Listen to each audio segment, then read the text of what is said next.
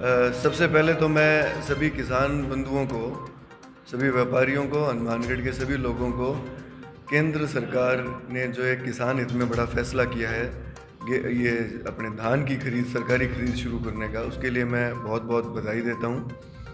सबसे पहले तो मैंने आपके जो उनके डायरेक्टर साहब की एक बाइट भी मैंने भी सुनी थी, तो मैं उन सब बातों का एक एक करके उनको जवाब देना चाहता हूँ।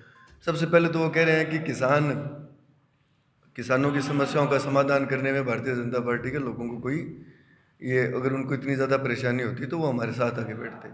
तो देखिए, सबसे पहले तो मैं आपको एक बात को क्लियर कर दूं, भारतीय जनता पार्टी के किसी भी नेता या कार्यकर्ता का ऐसा कोई मानस नहीं है कि वो किसानों के नाम पे झूठी राजनीति करके शहर में, प्रदेश में या देश में अराजकता फैलाए।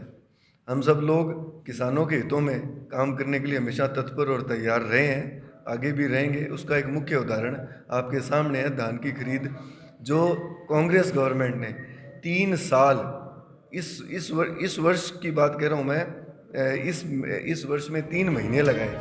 पिछले साल और उससे पिछले साल तो इन्होंने हम लोगों के बार बार आग्रह करने पे भी इन्होंने केंद्र को पत्र नहीं लिखा। इस बार भी 3 महीने लगा के इन्होंने उस पत्र को लिखा और भारतीय जनता पार्टी ने किसानों की बात को और उनकी समस्याओं को देखते हुए और उनकी तकलीफ को देखते हुए हम लोगों ने प्रयास किया। माननीय डॉक्टर राम प्रताप जी ने निहाल चंद जी से बार बार बात की और कल छुट्टी का दिन, पूरे प्रदेश में नवरात्रा स्थापना की छुट्टी थी, उसके बावजूद जो भारतीय जनता पार्टी की इतनी संवेदनशील सरकार है कि उन्होंने छुट्टी के दिन भी किसानों के इस मुद्दे को, जो 3 महीने तक अशोक गहलोत की कांग्रेस की सरकार ने किसानों के हित में एक पत्र लिखना जरूरी नहीं समझा, उसको उनके पत्र लिखने के बाद मात्र पहले दिन में उस पे सारी प्रक्रिया करते हुए बीच में छुट्टी के दिन किसानों को कोई परेशानी ना हो, छुट्टी के दिन भी कार्यालय खुलवा के माननीय निहाल चंद जी ने इस विषय में सरकारी खरीद के लिए ऑर्डर कराए। इससे ये दिखता है सबको कि कौन किसान हितैषी है और कौन किसानों के हितैषी नहीं है।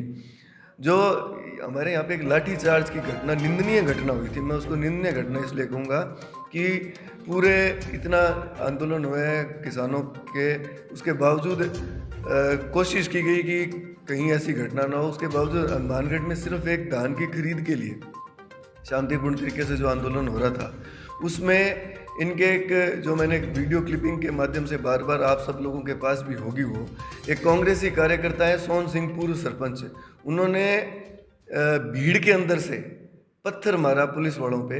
इसका मतलब क्या ये होता है कि कांग्रेस उस आंदोलन को, किसान वहाँ कह रहे हैं कि आप पत्थरबाजी नहीं करें, शांतिपूर्ण तरीके से हम लोग आंदोलन कर रहे हैं, उसके बावजूद, उनके कहने के बावजूद भी उस वीडियो में स्पष्ट दिखाई दे रहे हैं सोन सिंह मक्कासर, पूर्व सरपंच, जो कांग्रेस के कार्यकर्ता हैं, वरिष्ठ कार्यकर्ता बताए जाते हैं अपने आप में, और उन्होंने ऐसी हरकत करके उस माहौल को बिगाड़ा और पुलिस या प्रशासन को लाठीचार्ज करने पे मजबूर किया।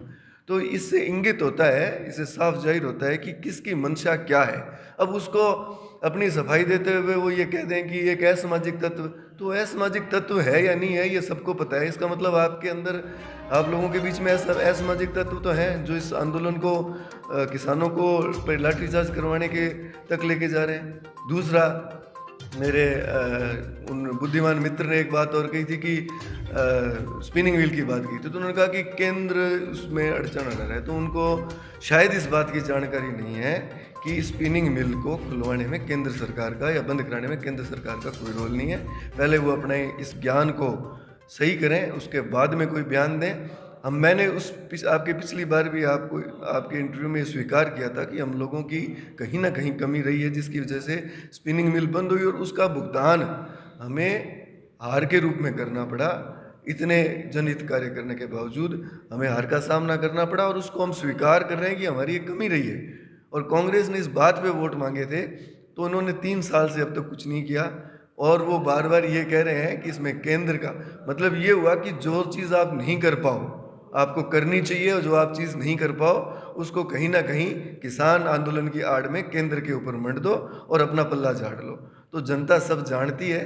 ये जो हमारी एक महत्वाकांक्षी योजना 295 करोड़ की थी, उसमें कहाँ केंद्र सरकार का हाथ था? जो डिग्गियाँ खुद के तैयार होके खुद के और जो बन जाती, तैयार हो जाती, तो आज से करीबन महीने 1.5 महीने पहले जी न्यूज़ पे डीएनए प्रोग्राम के अंदर रवीश आपके ये सुधीर चौधरी ने एक बात कही थी, पुरी का नाम लिया था कि वहाँ एक ऐसा हमारे देश में, हिंदुस्तान में एक पहला ऐसा शहर पुरी हुआ है जहाँ पे 24 घंटे पानी, शुद्ध पानी मिलेगा, 40 फीट तक पानी मिलेगा। वो अगर ये कांग्रेस के राज में ये योजना बंद नहीं होती तो वो पुरी की जगह हनुमानगढ़ होता और पूरे हिंदुस्तान में पहला शहर हनुमानगढ़ होता। माननीय डॉक्टर राम प्रताप जी ने, वसुंधरा जी ने हनुमानगढ़ की जनता को तोहफा दिया था। पूरे हिंदुस्तान की पहली महत्वाकांक्षा योजना थी जो हनुमानगढ़ नगर परिषद के पूरे एरिया को 24 घंटे पानी उपलब्ध करवाती। पानी मुख्य मुख्य चीज़ है, पानी बहुत मुख्य चीज़ है और हमें मूलभूत सुविधा है, और उसको उस पर ही आप लोग राजनीति कर रहे हो। हर चीज़ को केंद्र पे, चल स्पिनिंग मिल जो राज्य का विषय है उसको भी केंद्र पे लगा दिया। तो ये योजना थी, इसमें आप सतीपुरा जो ओवरब्रिज है, बहुत महत्वाकांक्षी योजना थी, बहुत बढ़िया योजना थी, जिसको कब पूरा होना था और वो अभी तक प्रोग्राम लंबा चल रहा है। मेडिकल कॉलेज सिर्फ केंद्र के पैसे से चल रहा है। ऐसी अनेकें चीज़ हैं हनुमानगढ़ में। ऐसा कौन सी चीज़ है आप जो लेके, ठीक है आपने कृषि विश्वविद्यालय महाविद्यालय खुलवाया, गर्ल्स कॉलेज खुलवाया, तो कहाँ है गर्ल्स कॉलेज की बिल्डिंग? 3 साल हो गए, कहाँ कृषि विश्वविद्यालय महाविद्यालय की बिल्डिंग है? ऐसे घोषणाएं करने से कुछ नहीं होता, आप उसको मूर्त रूप दो। या सिर्फ आप लोगों का काम उद्घाटन करना है, जो डॉक्टर राम प्रताप जी ने, वसुंधरा जी ने अंडरपास बनवाए, उनका उद्घाटन करना था। और जो आपसे योजनाएं उस वक्त लगभग पूरी हो गई थी या जो पूरी नहीं हो पाई, उसको आपको ठंडे बस्ते में रखने के अलावा आपका कोई काम नहीं है। और जो काम आपसे नहीं होता उसको सिर्फ और सिर्फ केंद्र सरकार के ऊपर थोपना, इसके अलावा नहीं होता। और वो शख्स महानुभाव ये कह रहे थे कि ये इनको लोगों ने घर बिठा दिया, तो जिन हनुमानगढ़ के मतदाताओं ने जिनको शहर में फिर घूमने के लिए और शहर में लोगों के काम करने के लिए चुना है, वो कहाँ है? आज से 3 दिन पहले शहर में बरसात हुई, हमारे विधायक साहब कह रहे हैं कि हमारे सारे काम पूरे हो गए। शहर में बरसात हुई, पूरा हनुमानगढ़, जो न्यूज़पेपर्स थी उनके अंदर एक बड़ी हेडलाइन थी, तैरता हनुमानगढ़।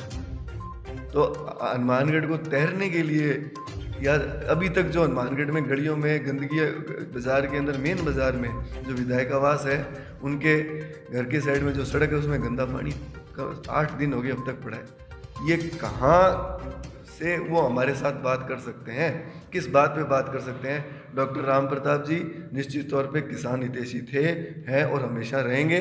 इसका मुख्य उदाहरण खाड़े, नहरें और नहरों में चलता हुआ पानी इसका मुख्य आपको उदाहरण है, जो जीता जागता उदाहरण है। और जो व्यक्ति इस बात को कह रहा है कि ये किसानों के विरोधी हैं, तो उनके खेत में भी डॉक्टर राम प्रताप जी के टाइम में, वसुंधरा जी के टाइम में, भारतीय जनता पार्टी के शासनकाल में बने हुए खाड़े से पानी लगता है। कम से कम आप अपनी गिरेबान में झांक के देखो, उसके बाद में आरोपों का जवाब दो और अपने जानकारी को दुरुस्त करो। धन्यवाद। जय हिंद, जय भारत।